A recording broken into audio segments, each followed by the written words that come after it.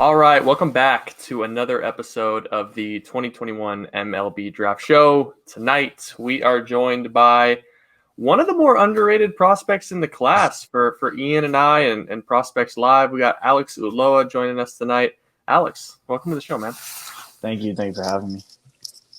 Man, I'm stoked to have you on the show tonight, and I just want to jump right into this and just ask you a little bit of how your summer went. You came out and had really loud performances all summer long to talk about the area code. Then you went out and were MVP of the Baseball Factory All-American Games. So just talk to me a little bit about how your summer went and just overall how the 2020 season went for you. In this summer, I felt really confident, really learning a lot on the baseball aspect and my hitting. Towards the end of the summer, started understanding my swing more. A lot of holes that I used to have was able to fix. Any mistakes that happened during the summer, I was able to learn off them and felt that using what I had learned off those mistakes helped me a lot. Well, let's talk about your growth. I mean, I'd love to kind of dive in because at the beginning of the year in June, you come out PG National, loud batting practice. Made some nice plays in the entire showcase. But it seemed like after PG National, I don't want to say you disappeared, but you kind of faded away. And then the Baseball Factory All-American game came out and you just absolutely blister the ball and you blister the ball again. And then you head out to WWBA and you blister the ball some more. What kind of things did you take and learn from? How did you grow specifically? Just letting the game come to me a little bit more. Towards the beginning of the summer, I felt I wasn't getting a lot of the recognition I felt I deserved and felt I worked for. But I didn't really put that on anybody but myself, so I decided to work harder, learn what I had to do, and just letting the game come to me and, just going out there and trying to do damage consistently and just trying to get my name out there. Exactly. Well, playing for Elite Squad really kind of got your name out there a little bit more. I mean, it's been a team you've been for the last few years. So how was playing with that squad this year with so much talent around you really help develop your game and learn from those guys and become a better player going forward? I've played with Elite Squad for about since I was 14, 15 years old. It's been my summer team.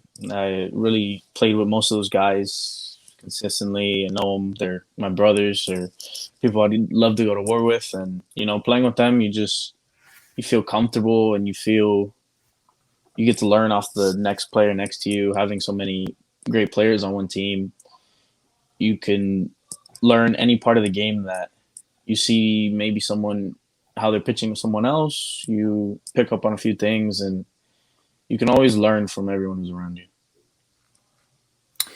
I want to talk about your move to Calvary Christian for this upcoming year. You're gonna have to take BP against Andy Painter, Nerve Carter, and some of those dudes this year. Kind of talk to us a little bit about the motivation of moving over to Calvary Christian and what you're hoping to accomplish by that move. The move over to Calvary Christian was to go to a place where I felt that I could improve as a baseball player and have the facilities open to me where I can continue to grow my game. It's a great program, one of the best in the nation, and I feel going there was probably one of the best moves to further my athletic career. Well, talking a little bit more of your future as a baseball player, you committed to play at Oklahoma State. You're obviously out of Miami. So talk to me a little bit how you got out of the state. I know there's tons of schools in the state that would have been more than happy to have you as a recruit. So just talking about the process of making it out to become an Oklahoma State recruit. When I reopened my commitment when I decommitted from Miami, I got a lot of interest from some schools, and a lot of schools reached out and visited a couple schools. Once Oklahoma State reached out to me asking if I'd like to take a visit over there. Went over there, saw the facilities, met the coaches, and saw how they ran the program. And their facilities were, second to none in the country. And it was a place where I know that I can go and grow as a baseball player and really show my worth. I got a question specifically about your visit to Oklahoma State because there's a player at Oklahoma State that's no longer there, but he was drafted this year. and I have to know if he was part of your recruiting process, and that's Kaden Pulkovich. Center fielder, second baseman. You guys you're built the exact same way. You got the same type of, firecracker player type in you. Did you meet him? Did you talk to him? What about that? I got to meet him a little bit. Didn't really get to talk to him much. They're really practicing. It was mid-January when we went, so they were full practice, getting ready for season. But, I got to see him, see how he plays, and seeing him as a baseball player really goes well with my game. Mm-hmm. Talking about your game a little bit, and we're talking about players like that. Is there a player that you maybe looked up to as you grew up that you really wanted to mold your game around, or somebody that you really wanted to build your swing around when you were younger, or a player you really just thought you could really see yourself profiling alongside? Well, I really never really try to emulate my game around someone. Just feel comfortable in my own skin and try to create my own way. A player that I look up to and try to be like, I feel I'm close to a Francisco Lindor, Javi Baez, players who bring a lot of energy to the game and impact the game in a lot of ways. Well, let's talk about impact because, Alex, you're 5'11", 180, 185. So I want to ask, you get some of the best barrel speed, bat speed, pound for pound in the class. You generate a lot of power at the plate, and that was definitely on display at the Baseball Factory All-American game, crushing a couple balls into the left center field gap. Right. Is that a part of your game that you take a lot of pride in? Is it something that you work on? Kind of where do you get your bat speed?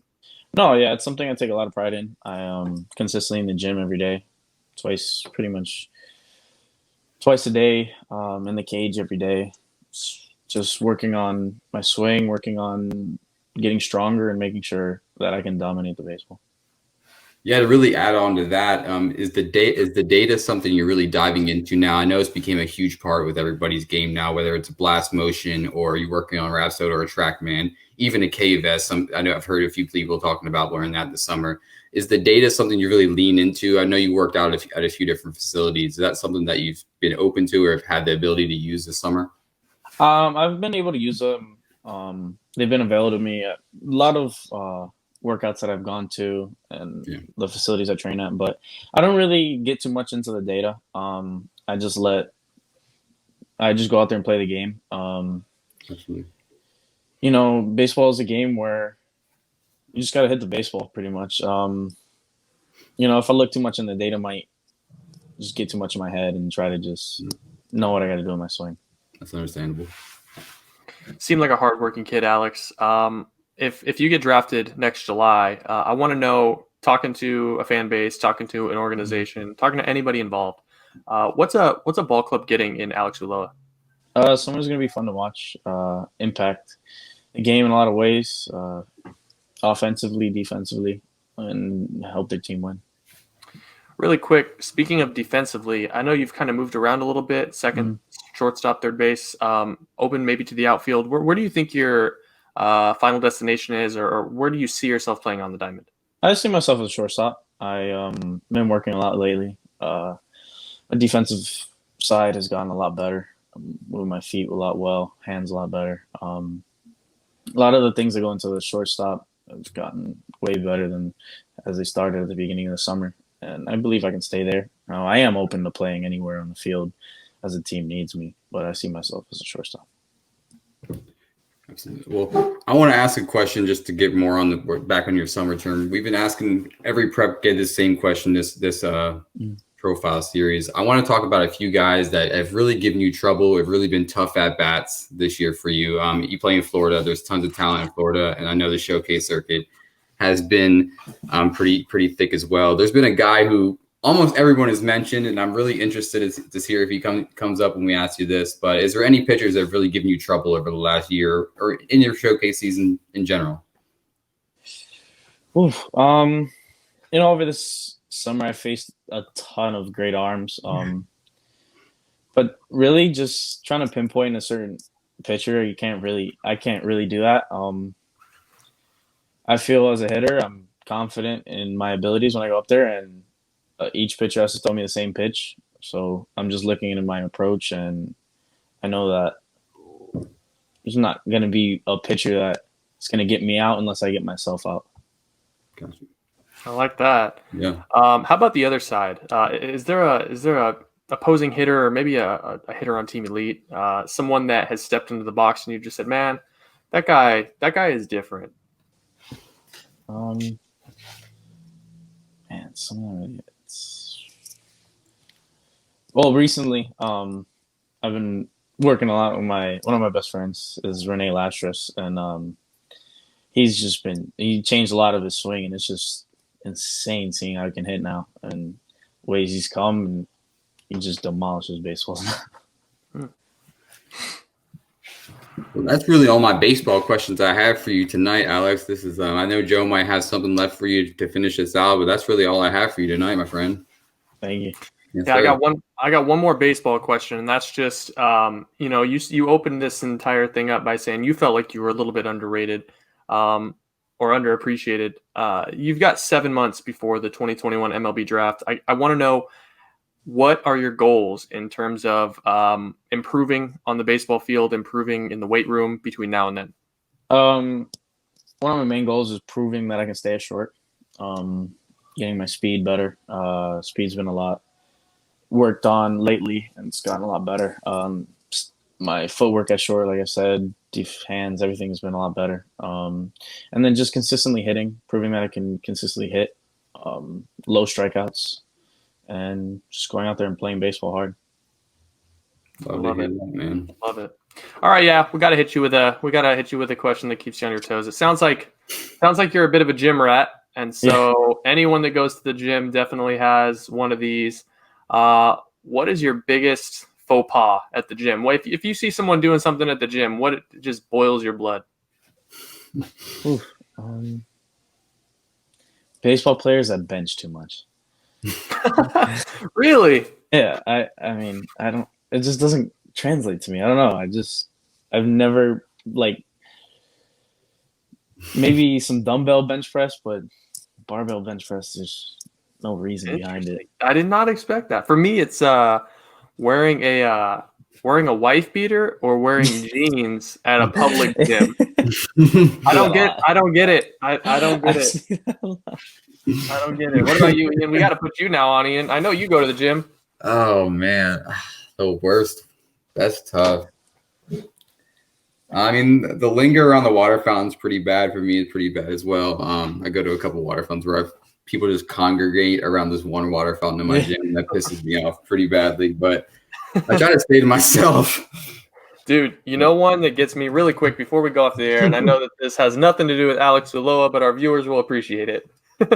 One of the ones that really gets me, you got a tall water fountain, you got a short water fountain, and all of these dudes will just line up behind the tall water fountain because something about the short water fountain is not alpha enough. I don't get it. Dude, just get your water and lift. I don't get it, man. Anyways. Alex, hey man, it was an absolute pleasure having you on the show. As we already mentioned, we're big fans of your game. We can't wait to see what you do in the spring. We expect your name to ascend, and looking forward to hearing your name on day one next July. Really hoping so. Thanks for having me. It was an honor to be on here. Appreciate Absolutely, it. man. Take it easy.